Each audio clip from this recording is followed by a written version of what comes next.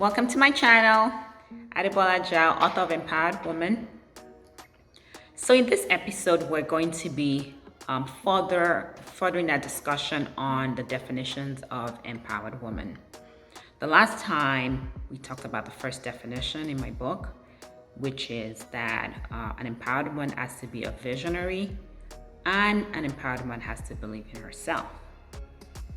And we dived into some practical tips around having a vision, having goals for yourself, and believing in yourself so that others can start to believe in you. Today, we're going to dive into the second definition, which is also another packed definition. Frankly, all of these definitions are loaded, so we're going to be breaking them down into practical tips.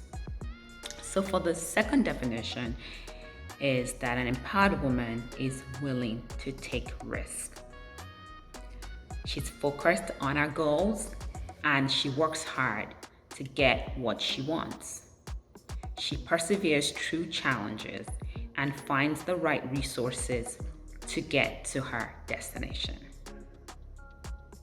Like I mentioned, again, another packed definition. So I'm going to be breaking down each one of them and giving practical tips around each of the components of this definition. The first part of this definition is willingness to take risk. An empowered woman has to be willing to take risk. For most of us, risk carries a negative connotation. Risk means that we're uncertain of the outcome, and when we're uncertain, we don't want to do the task or do whatever it is. And as humans, we tend to shy away for things that we are certain of the outcome and things that feel uncomfortable to us. I believe that comfort is the enemy of progress, and our success really starts when our comfort zone ends. So if we stay in our comfort zone, we will never grow. We have to be willing to stretch beyond our comfort zone. We have to be willing to take that next bold step, even if it's uncomfortable. We have to be willing to work outside of our comfort zone to build our resilience and build our confidence. So all of those things that are in our discomfort zone then will become a comfort zone the more we practice stepping out of our comfort zone.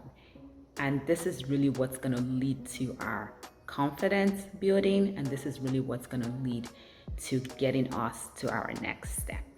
The second part of this definition is that an empowered woman has to be focused on her goals. Now, first of all, in order for us to focus on our goals, we actually need to have goals. We actually need to have goals in order to have goals to focus on. So last time we talked about being a visionary and knowing where we want to be or what we want to achieve in the future. To be empowered, we have to live intentionally and create goals for ourselves and for our children if we're mothers. Now, a friend of mine told me a story once where her dad would make them write down their 5-year goal. I love that. And that's something we have to get into the habit of doing. We have to get into the habit of writing down our goals at the beginning of every year, whether it's a 1-year goal or whether it's a 5-year goal. And we need to be able to break these goals down into stepwise plan that we can execute and we can implement in order to actually achieve the goal.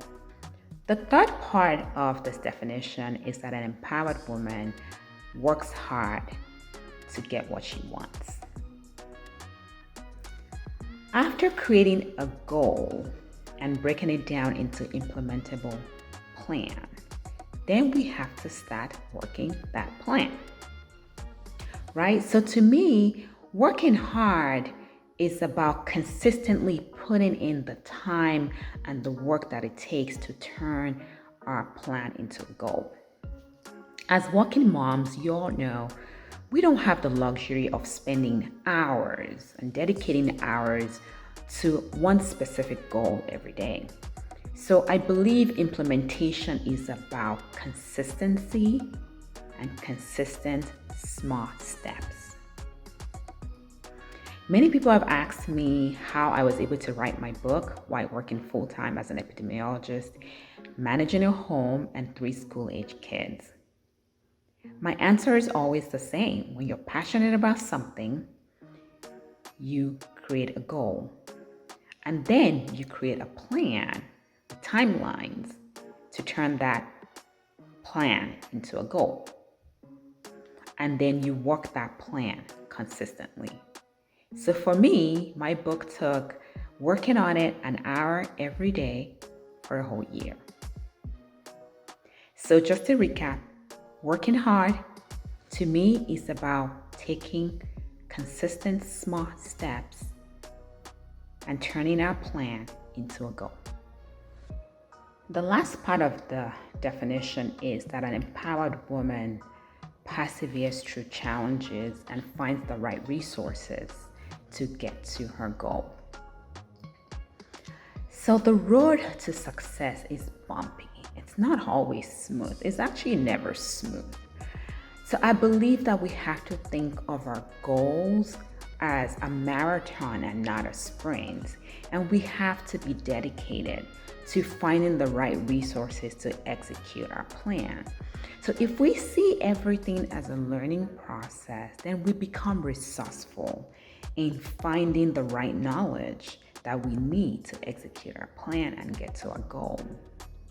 Of course, we can find the right knowledge by searching online, reading books, taking classes or courses, or finding mentors.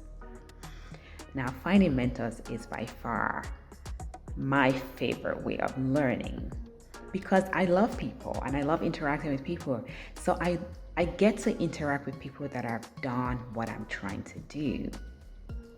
And I get to learn those intricate, practical things that are sometimes missing when you're reading stuff online or when you're reading books.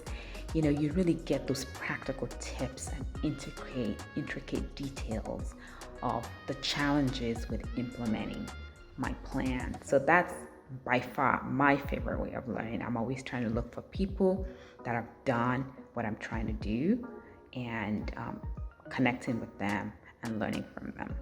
So to recap the second definition and everything we've discussed so far, that an empowered woman is willing to take risk by consistently stepping out of her comfort zone.